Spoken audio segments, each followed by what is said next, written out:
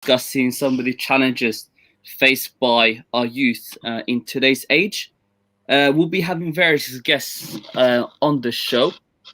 And meanwhile, whilst the first guest will be joining us shortly, we will give you a background on the show, some of the things we're trying to achieve from this show. So we've got 4 sessions. We've got 4 conversations, essentially, over Ramadan. So we've got week 1 today. We've got the 3 other sessions next couple of weeks. And I think we have our first guest today. So before I introduce you to the first guest, give you a bit of background to what we're sort of trying to achieve. So as I mentioned, we'll be discussing some of the challenges faced by our youth in today's age, hence the name of the show, 21st century Muslim Youth Show. So we'll be discussing various challenges faced by the youth. It's a very solution-driven conversation. We'll be discussing with our guests as well, so people who have engaged in the youth in some form of capacity, community leaders, teachers, and so forth. It's a very solution-driven conversation and discussion. So these challenges that we're discussing on this show, we will be seeking, in our best sort of capacity and ability to arrive at solutions. Inshallah, that's the whole point. And the discussion will be leveled at the different various levels of the community. So obviously, it's a Muslim youth 7th century challenge Muslim youth show. So aimed at the youth, aimed at the parents, aimed at the community at large as well. So inshallah, we'll go with the flow. So I'll introduce the first guest, inshallah. So we've got Ustad Daniel Rashid Tilton with us today. So he's been, mashallah, he's been engaging with the youth in various settings. He's also been, one of them also being having taught at the Lottery Youth Madrasa as well for some time, where he has been able to engage with the students, the youth students, within sort of 10 to 15 age group. And he sort of engaged with them on that setting and in that sort of capacity. So, assalamu alaikum, Daniel. How are you? Alaikum salam, Habib. How are you? How are you keeping? You good? Alhamdulillah. Mashallah. How are you, bro? Thanks for having me on the show, bro. Mashallah, it's a pleasure. It's a pleasure. No, it's a right. You have a right to be on this show. So, alhamdulillah. So, you've engaged with the youth. You've taught at the madrasa. Youth madrasa. So just initially, how's that experience been for yourself? Yeah, mashallah, very educational for myself in terms of understanding how different students navigate through the challenges they face in the modern world. Yeah, just having those one-on-one little chats with them is really enlightening, because there's not one solution for all. It's not one fits all.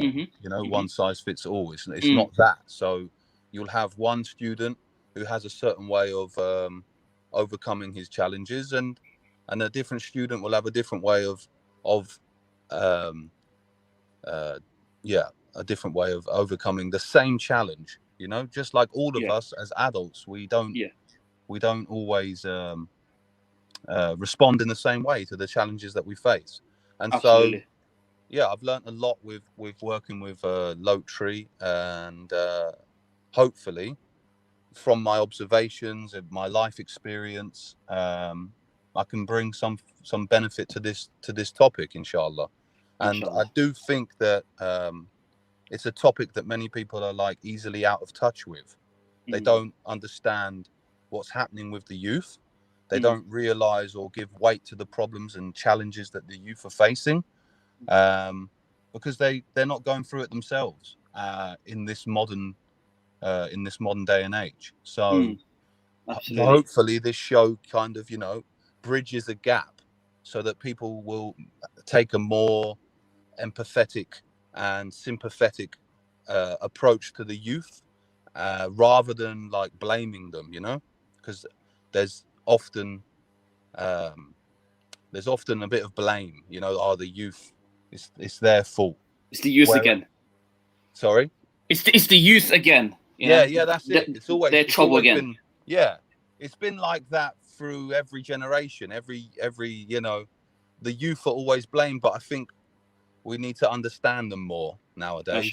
Rather than blaming them, we need to like help them, and that's obviously what we're trying to aim to do on this show, is like, how can we help the youth? How can we help the community to understand the challenges the youth are facing? Mashallah. No, you mentioned really good points there, mashallah.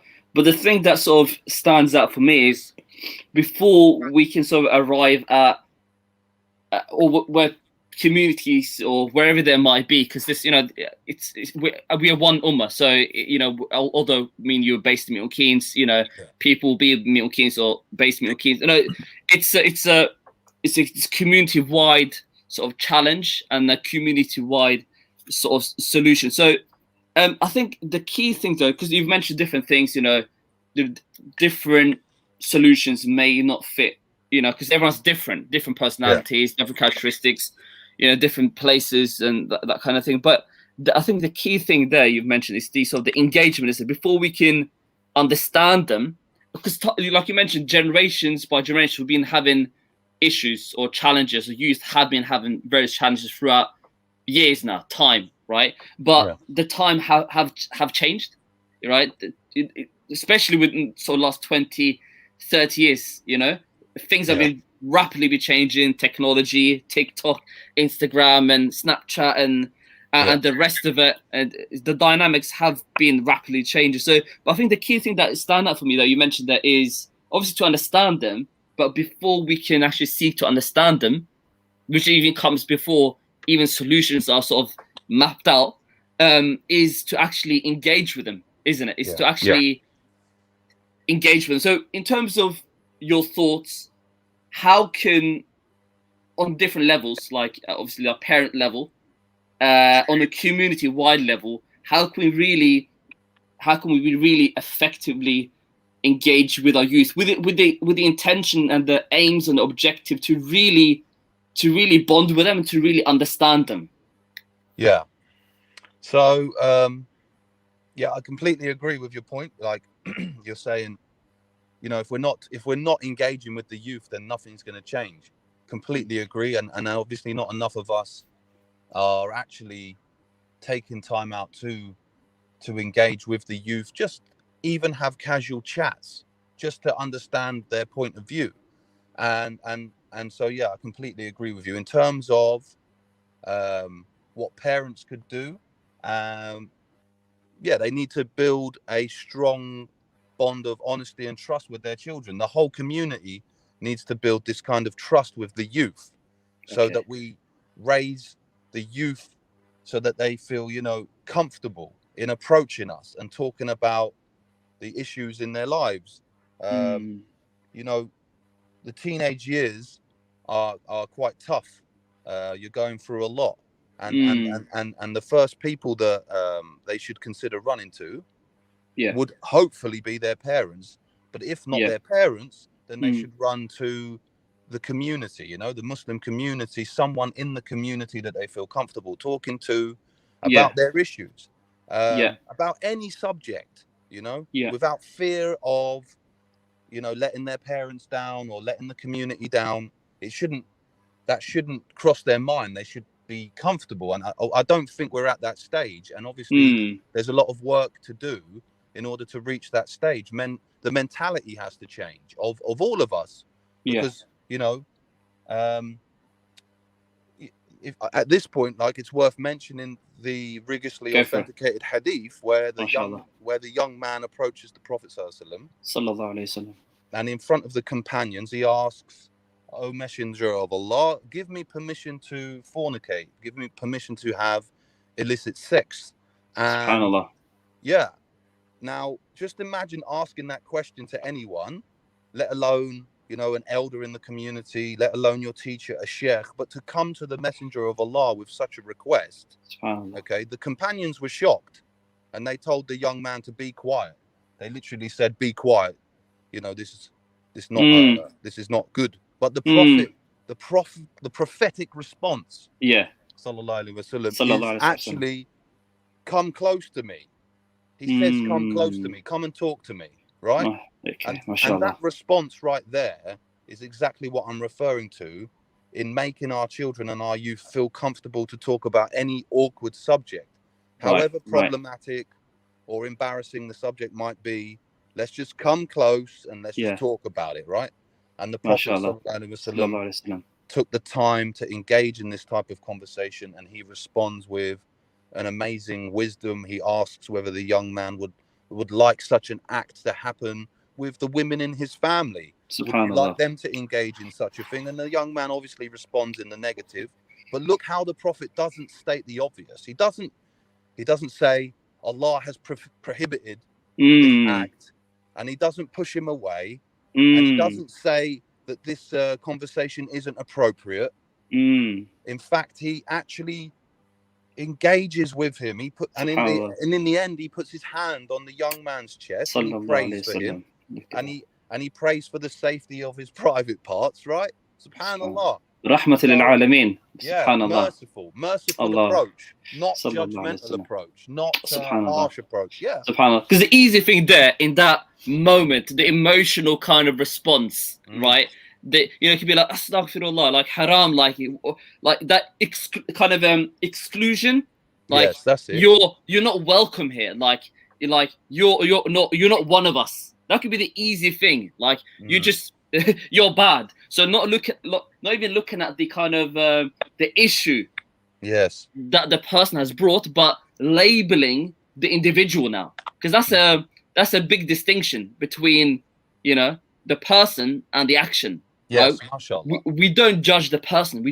None of us are perfect. The prophets are perfect, right? Me and you are not perfect. So distinguishing between, you can see the Prophet distinguishing between the action and the person, or even the thought and the person. SubhanAllah. So the Prophet, mashallah, that's a very interesting hadith. That is key. That is absolutely key, because this type of emotional intelligence is, we have to build this type of relationship with our children from young, where we as parents or as a community create an atmosphere, where teenagers can express their emotions and their thoughts, and we respond with empathy and understanding.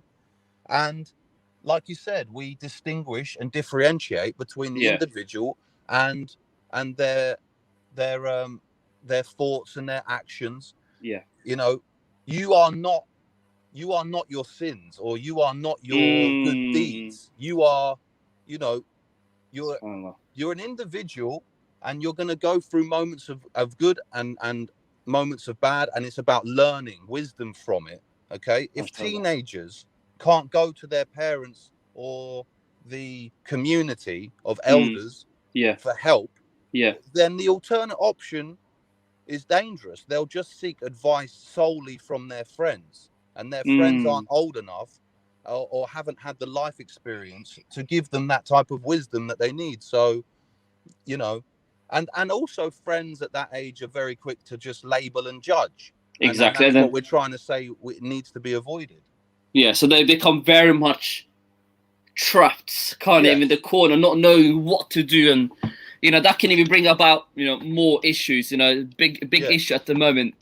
It's mental health and that kind of thing. And right, if you need help, you need to seek help, isn't it? Yes, mashallah. You're right. I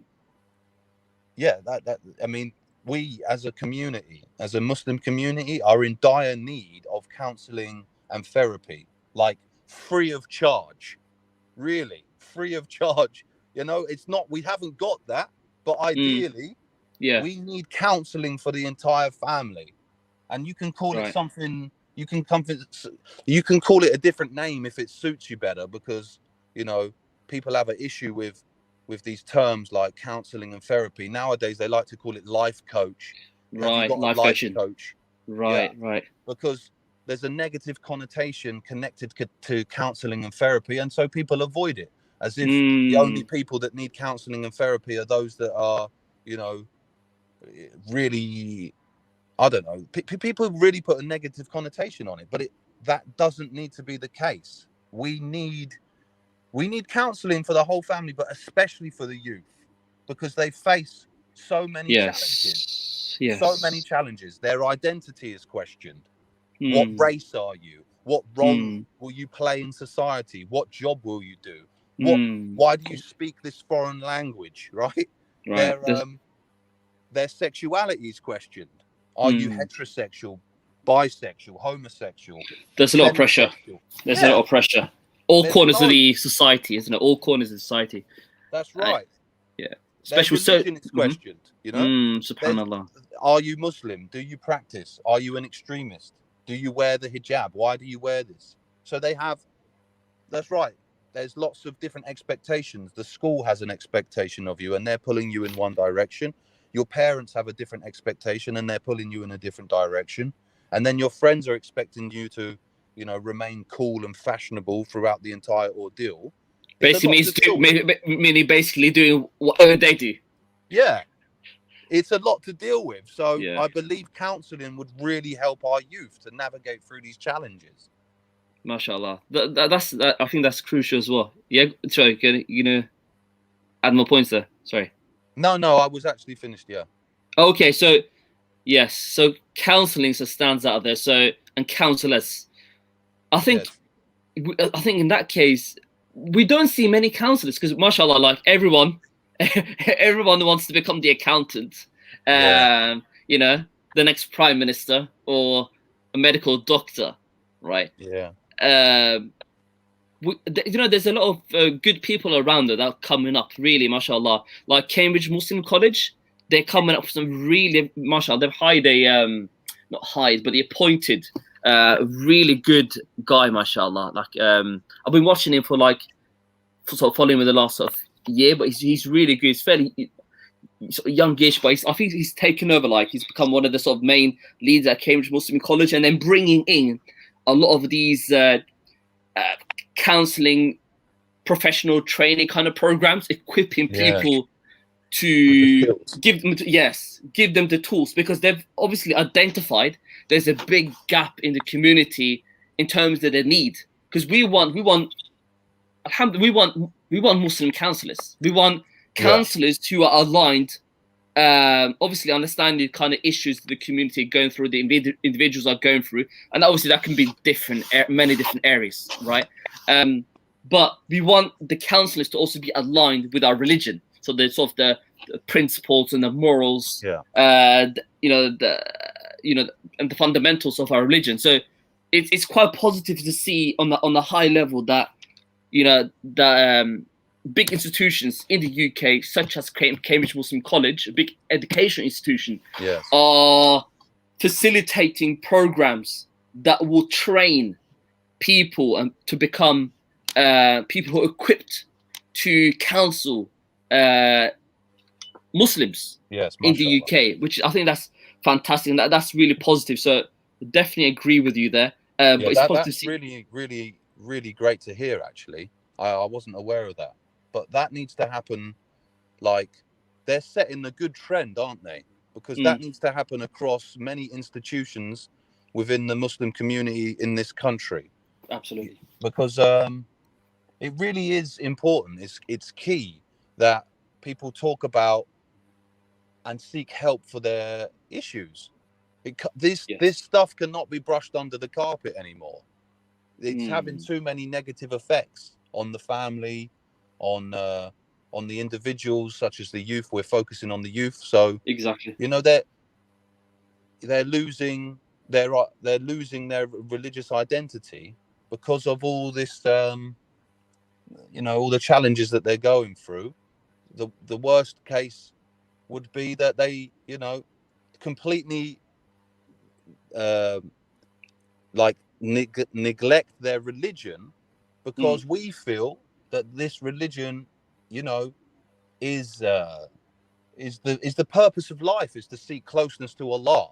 And then from that you gain real closeness to the community, to people. You understand that you know, there's a right and a wrong way to live your life. Yep. And if the youth, you know, if they are led down a non-purposeful like way of life, where, you know, they don't cultivate mindfulness in their life, which Right. I feel that this religion does. If they Absolutely. go down that path and there's no one to bring them back, and I really feel that counseling would achieve that. Counseling, you know, in addition to seeking help from the shayuk, in Yes. addition to economic help, there's lots Mm. of factors involved as to why an individual will go down a certain path. But, you know, yeah, counseling is very much heavily involved. And people now, as you said, people are more aware of psychology nowadays and mental Mm. health issues. And we Mm-hmm. just have to try and help each other as best we can. Sure. It's not easy, obviously, but yeah, with I hope that things will get better, you know, with the news of what you've presented there, with these types of people who are being trained as counsellors. Mm. It's a step in the right direction, and Absolutely. hopefully Absolutely. they get, you know, relevant pay as well, because people can't live Of on, course. you know. When I said earlier that we need free counselling, Yes. it's not that they It's quite. don't get paid. Mm. It's just like if we had Muslim counsellors who were able to spare some time for the youth, that's all. Yes. I think Because that will. they don't Mm. have the money to pay, and there's, you know, social economic situation within the Muslim community. Yes. Many Yes. people aren't able to pay for counselling, and so, Yes. you know, it's a problem. Yes. Yeah. Okay, that's interesting. Interesting. So moving on to some other areas as well now. So that's, you mentioned some really good points there, Okay. mashallah. So moving on to youth and having some sort of because we have to encourage youth, isn't it?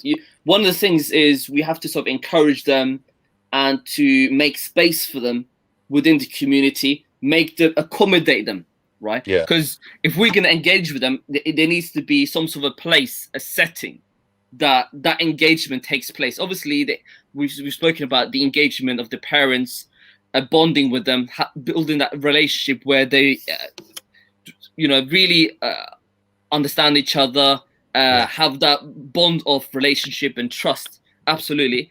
So it all starts at home as well, but also in the wider setting in the community, in terms of the youth having that space of feeling accommodated. Because let's be honest now, if we go into any mosque in the UK, how many youth are we realistically going to see in the mosque? I mean, one, in the mosque for the praise. Number two, in the mosque generally, do we see young faces in the mosque? I don't know Yeah. what your thoughts are on that. No, they. I mean, we do see a few, obviously, but not as many as we should. And I do feel that there's a few issues why they're not there. Maybe one is because the setting feels too formal for them, that they can't be themselves. Maybe fear of being judged by certain individuals, you know, because the youth are, you know, in their nature very, you know, joke. They Yeah. joke and they laugh, and, you know, a lot of the mosques, uh, you know, there's like rulings for the mosque that, you know, people are praying in the prayer hall. It's not really a place to lounge and just chill out, and that's what Yeah. the youth want to do. So obviously they need they need they need a place for that, and it's not being provided. But you touched upon making them feel important within the community, Mm. and it's reminded me of a famous African like proverb that says, if the youth are not initiated into the village, they will Uh-huh. burn it down just to feel its warmth. Ajib. Subhanallah. Yeah, so when we see young people like misbehaving or rebelling, Mm. the responsibility falls on us to show them Yes. love, to engage their needs, to spark their curiosity, to get them involved, because Yes. that is what the Prophet ﷺ, that's what he Sallallahu did. He made the youth feel important, and he gave them purpose within the community, and he often gave the youth vital roles and jobs. And Okay. this was even questioned by elders who thought that the youth were unable to handle that responsibility. For example, at the age of 17, Yeah. Osama bin Zayd radiallahu anhu, Radiallahu anhu. he was chosen by the Prophet ﷺ to lead the Muslim army, right? SubhanAllah. At the age of 17. Yes. SubhanAllah. And under his command, you have great companions such as Abu Bakr and Umar ibn al-Khattab radiallahu anhu.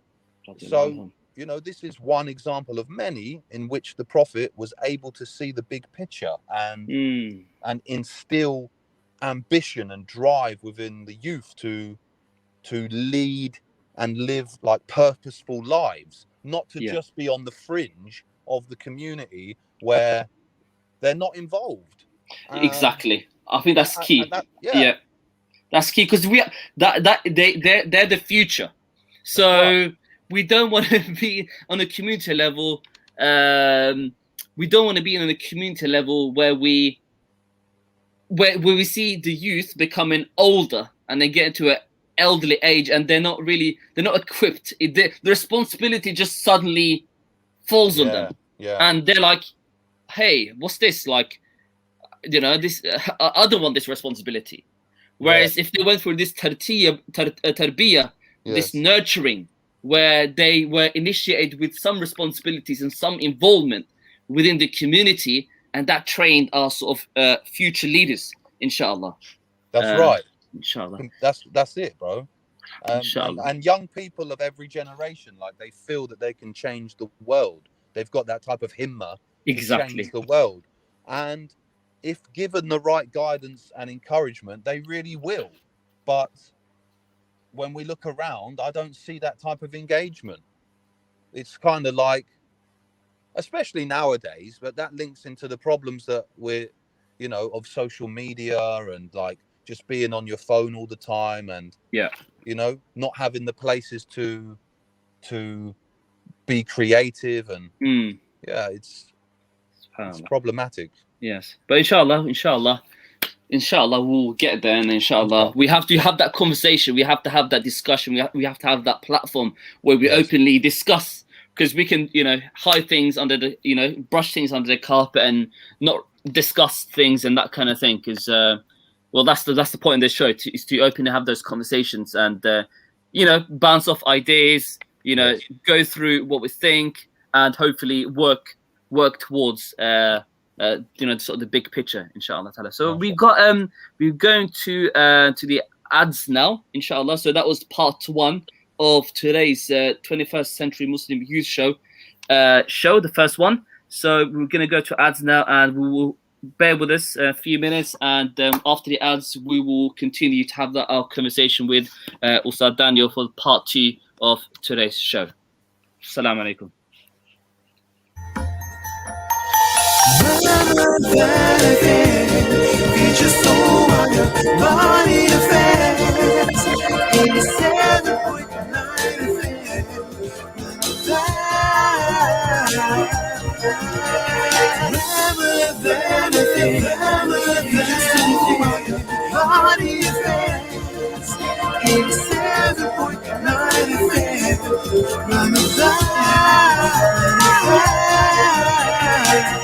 Radio, 87.9 FM. Where there is extreme poverty, there are always orphaned and abandoned children. Every 2.2 seconds, a child loses a parent somewhere in the world. There are over 200 million orphaned children worldwide. Muslim Global Relief provides education to help orphaned children develop the skills they need, making positive changes in their life and breaking them free from poverty. Awarded the UK's Best Muslim Charity of the Year. Make a 100% zakat donation. Visit muslimglobalrelief.org. Families Relief are working on a special Ramadan program that needs your help and support. Whether you would like to donate zakat, sadaqah, fidya or fitrana, your Ramadan donations will help us distribute food and clean water to impoverished families in needy countries like Pakistan, Yemen, Syria, Palestine and Africa. Help us to help them survive this Ramadan. Donate now on 0114 365 4454 or go online to familiesrelief.org.uk. Together we can save lives.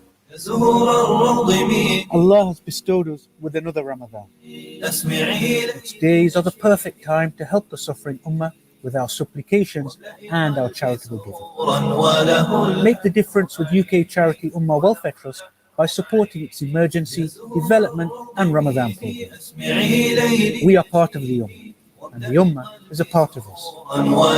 So be generous and donate for our brothers and sisters this Ramadan.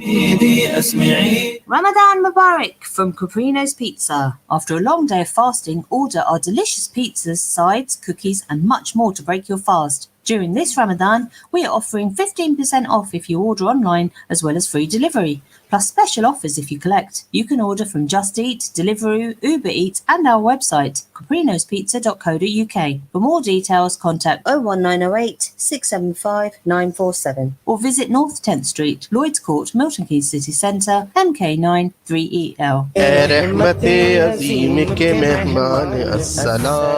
قرآن کے نزول کے سامان السلام رمضان السلام اے رمضان السلام السلام علیکم میں ہوں کاشف رضا اور میں لا رہا ہوں اردو شو کاشف رضا کے ساتھ ہر بدھ کی شام 6 سے 7 کے درمیان ہر ہفتے ایک نئے مہمان کے ساتھ ضرور شرکت کیجیے گا السلام علیکم Assalamu alaikum, dear listeners. I'm Zahida from the short reminder show Way to the Quran. Each week I'll be reading to you extracts from Way to the Quran. It's a book by Khurram Murad and some other extracts to deepen our relation with Quran by listening to the most captivating words of wisdom. To listen to the extracts, please tune in after Zuhur Azan on Mondays, Wednesdays and Fridays. Thank you. Assalamu alaikum. For a list of all our sponsors, please visit ramadanfm.com. Ramadan, 87.9 FM. Assalamu alaikum, listeners. Welcome back to the 21st Century Muslim Youth Show today with our first guest today, Ustad Daniel Rashid Tilden with us. Alhamdulillah, so we had part 1 and we'll be moving over to the part 2 this session. So, Daniel Rashid, so in terms of, based on the discussion, the previous discussion, so let's go in a bit more detail on some of the solutions we can have. So I think one of the things that you touched on previously has been, with my sort of conversations with you and that kind of thing, is sort of having more resources and tailor-made spaces that really accommodates and welcomes purposely for and directly to the youth. Yes, mashallah.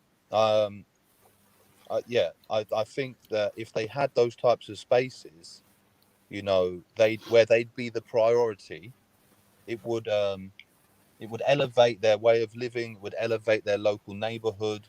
And what we mean is that the Muslim youth, okay, specifically to Muslim youth, but all youth, obviously, but we're talking about Muslim youth in particular. They need like Islamic art centers, for example, where they can express their creativity, where they can learn Arabic calligraphy, where they can have access to music studios to create nasheeds or create relevant music that applies to their challenges and applies to their generation, and always with like a guiding mentor there who keeps them aligned with Islamic principles, they need theatre space, artistic workshops. All this could be within an Islamic art center, and they need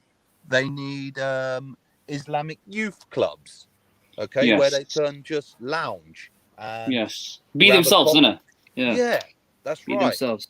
That's exactly it. Like, because the problem is if these previously many years ago, I remember like not too long ago where we had youth clubs around. There was Yeah. youth clubs like here and there. Obviously, that was, you know, for whatever reason, that's sort of vanished away. That's been scrapped. Probably, I don't know, funding and that kind of thing. But where do the youth then go then? Do you know what I mean? It's home, there's school, you know, bit of a, you know, activities, sports, but in between, when they engage with their friends, when they so quote unquote chill out or chillax, I don't know what the latest word is now, but what do they do? There always has to be some sort of intermediary. Yes. It's always over something else. Like if me and you meet up, it's like, you know, it's over a coffee. Yeah, do you know what I mean? that's right. It's some sort of a there's always some sort of a setting. Yeah, like a neutral social space. Exactly, where they can do or be themselves. Correct. So and that's where the Islamic Youth Club would come in. Right. But we don't have any, do we? No, unfortunately. No, what we've got is the mosque, and that's it really, and any madrasas on the side, which obviously these are both formal places to be. Yes. You know, you pray in the prayer hall of the mosque. You study in the madrasa. Exactly. But where do you lounge? Where do you grab a coffee? Where do you read a book? Or where do you play games in a safe setting so that it keeps you off the streets? Yes. Okay. And then when the adhan is called, you know, and you line up for prayer. I honestly believe the youth have a lack of comfortable, neutral social space where they can just go and totally be themselves without the expectations and rulings of a mosque. And the way in which modern cities are planned, there is less and less of these spaces for the youth. As you've said, we used to see youth clubs. Well, I don't see many anymore. And so, they just default back to being in their house, on their phone, or in those other places, other institutes that you mentioned. But or chilling in the evening, and parents don't know what they're up to, or being in a very vulnerable kind of environment, or being peer pressured into things that they don't really deep. Because mashallah, our youth, they have good hearts, hearts, but they might be sort of peer pressured in these other toxic or dangerous environments where they might be peer pressured by, you know, other friends, because they're allowed to do whatever they want, or by their parents, or they're allowed to do whatever they want, you know, according to themselves. And then these Muslim youth, they may fall into the wrong places upon the wrong kind of things.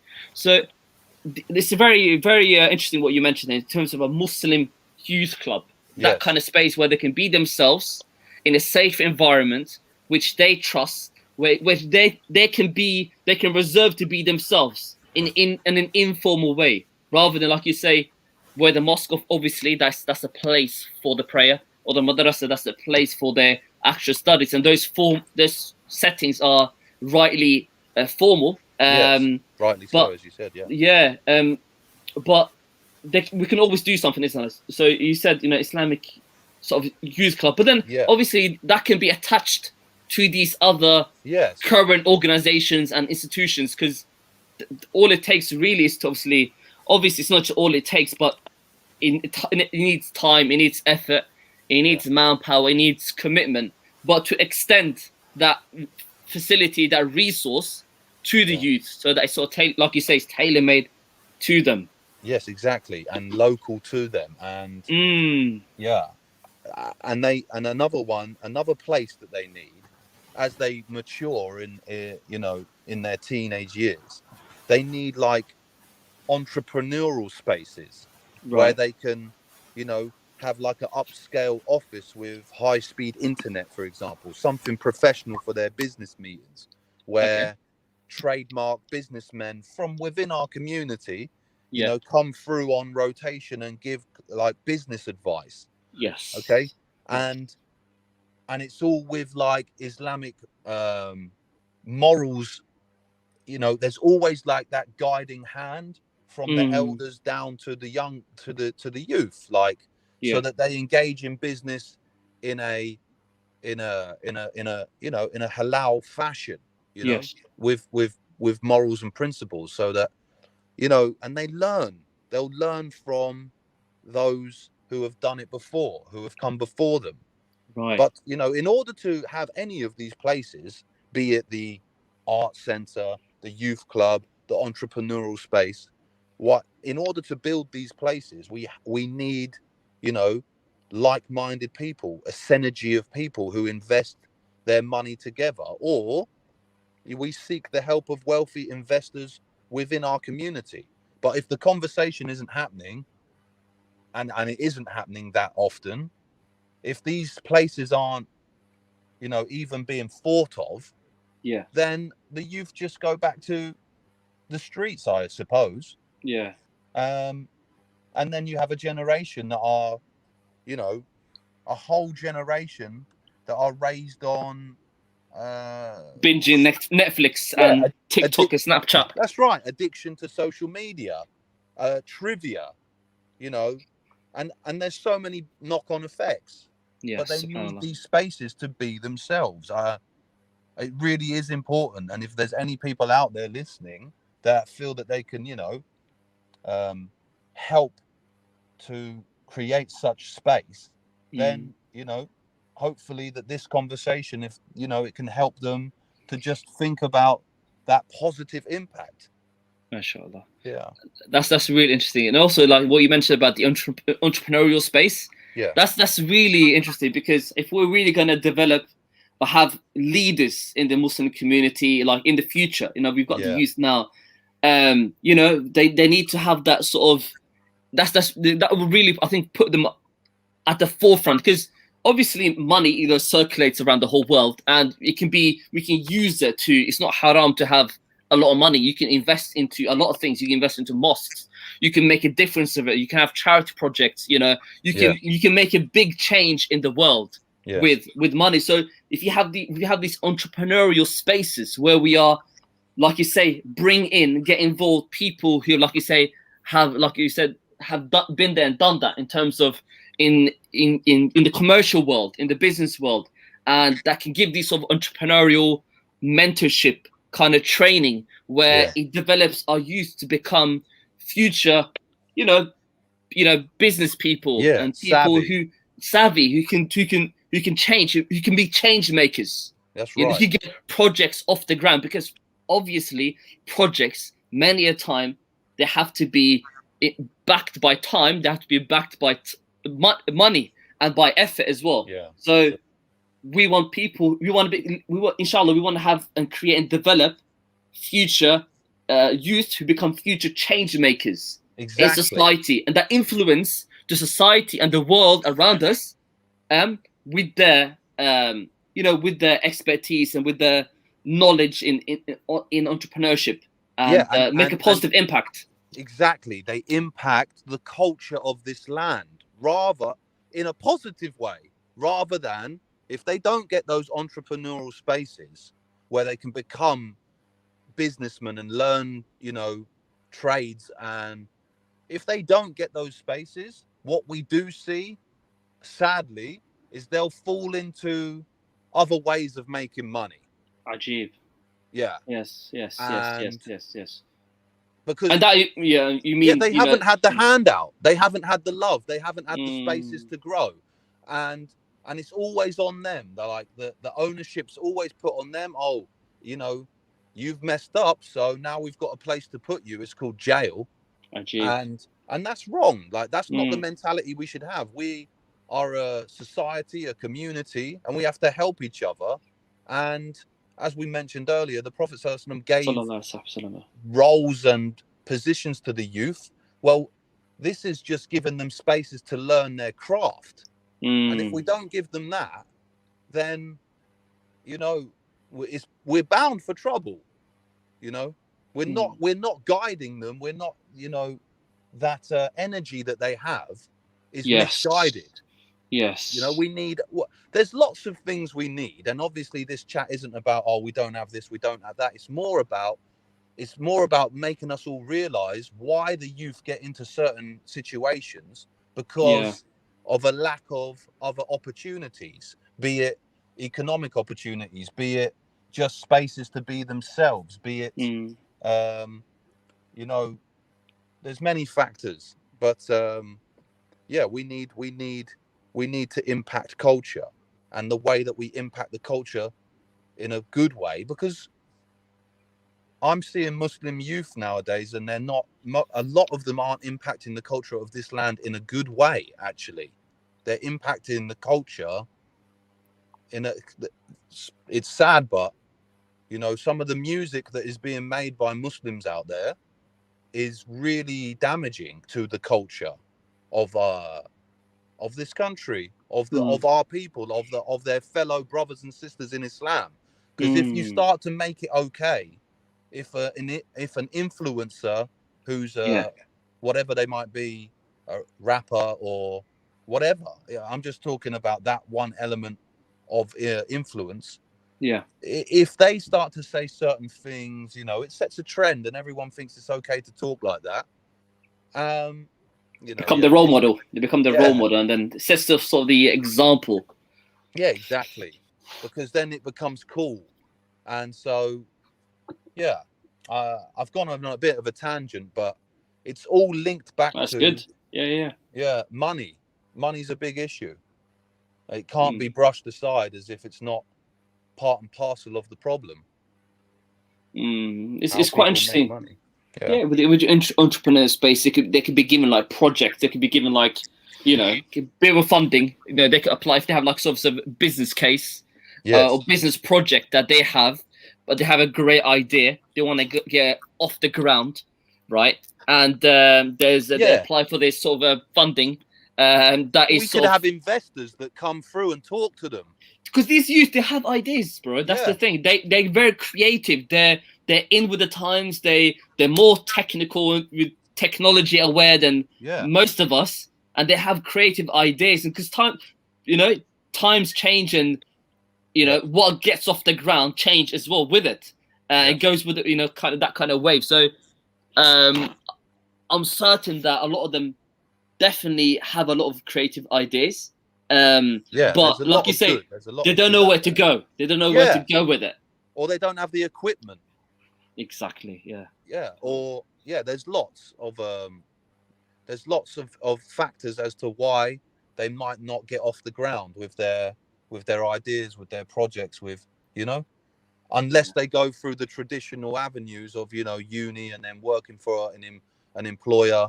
But we want to raise Muslim youth who are the employers, not the employees. Exactly. Those that impact and not those that are impacted. Exactly.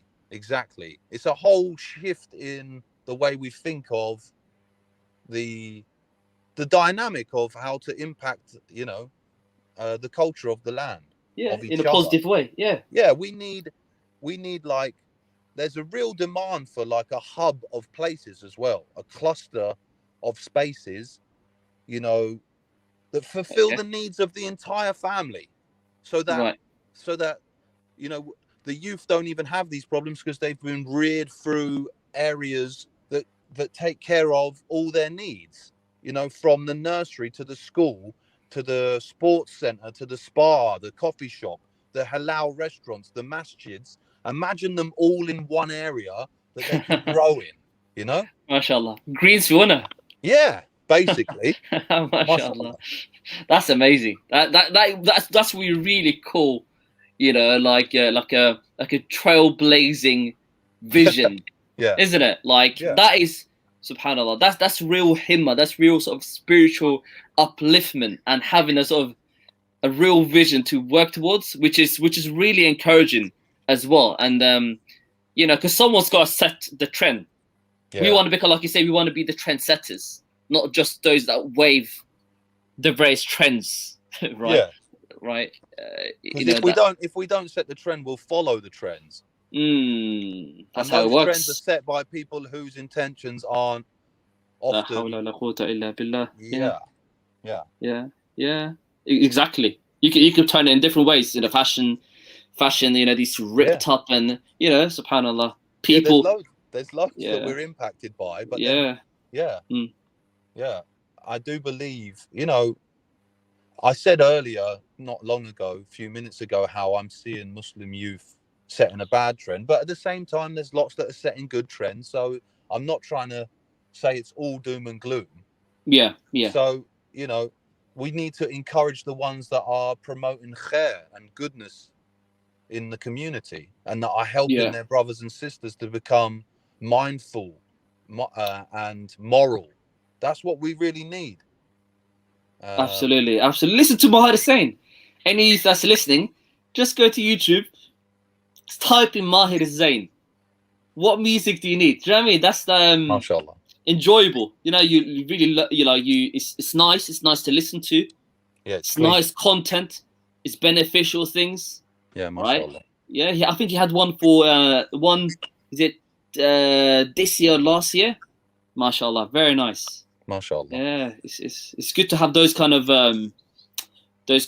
influences in that kind of space, because there are going to be different influences in different kind of categories and different kind of areas, isn't it? So it's good to have people like him in that area, you know, setting the example, because you know, if he's good, I'm sure people, because if you look at his views, man gets views.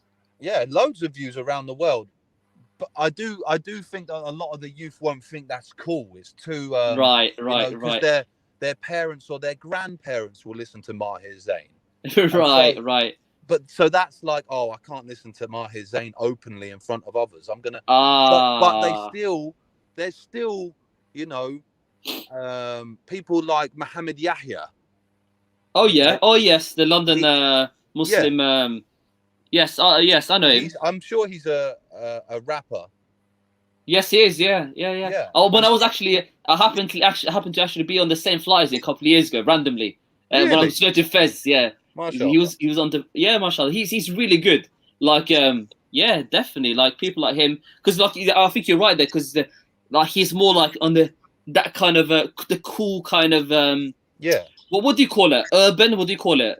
I mean, kind of the kind of I don't know what you call it. The music that young people listen to is going to be what's cool of the day and age, and it's classed as urban or hip hop or whatever, and so we need Muslim halal lyrics that are guiding people through that avenue, and that is where these types of, you know, like we said about the art center, that's where they'd learn to do that, rather than being guided by someone who has no intention of spreading goodness. So their lyrics are just, you know, they're influenced by the wrong crowd. Like that's what they'll fall into if they don't have, you know, the guidance and the spaces to create and be creative.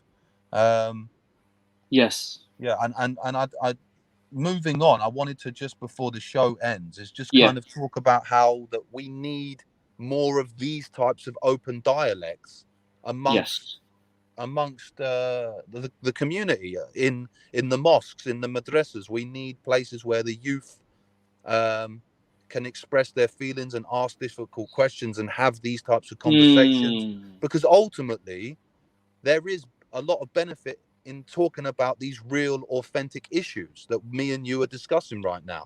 And if it isn't, you know, mashallah to you, well, like, credit to you for taking on this subject, because it's really important, and many people are out of touch, like I said at the start. So, you know, the more we talk about it, I'm sure the more action can be taken thereafter. But, you know, mashallah, talking about it is the onset, is the initial stage of getting the ball rolling, getting people's mentality to think a bit differently about things. Because it's not so black and white. There's you know, there's a lot of nuance in there. There's a lot of you know, there's a lot of, we need to create a synergy of like-minded people within our community, within our Muslim community, to then engage the youth and change the youth for the better. That's it. Mashallah. That's really good. No, that's it. And it's a two-way process, and that's why you got people like yourself on the show. You know, bringing in your sort of insight, your thoughts, you know, experience. So thank you so much, Mr. Daniel. Thank you, Jazakallah khair, for your, you know, for your thoughts, for your time, you know, for your efforts there, mashallah.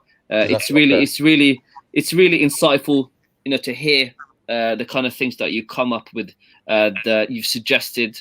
It's really interesting. Inshallah, we pray that hopefully, inshallah, we can act upon it, because it all starts with, intentions. It all starts with, verbalizing the intention. Like you say, it all starts with like having the discussion, right? Having the discussion and coming up with ideas together, and inshallah we can, as a community, because all we want is we want the best for the community. We want the best for the youth.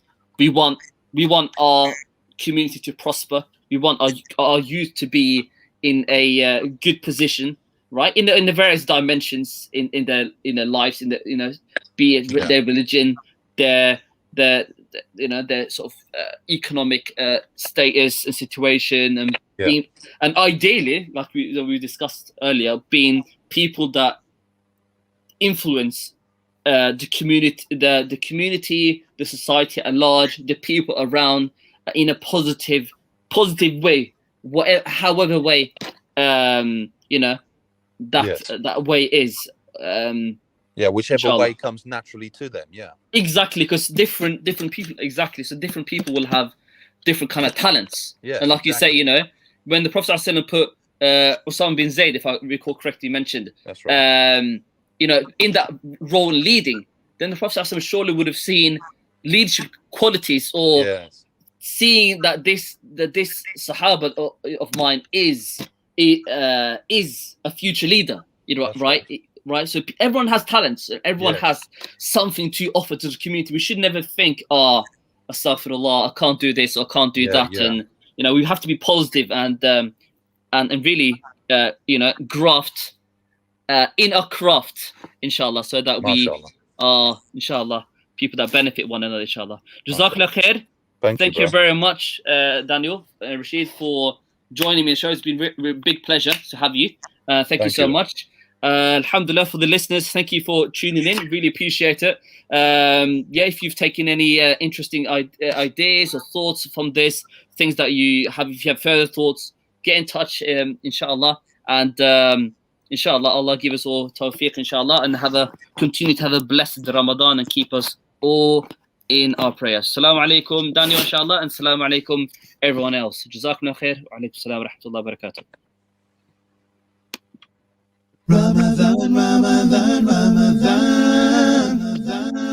Waffles, crepes, cookie dough,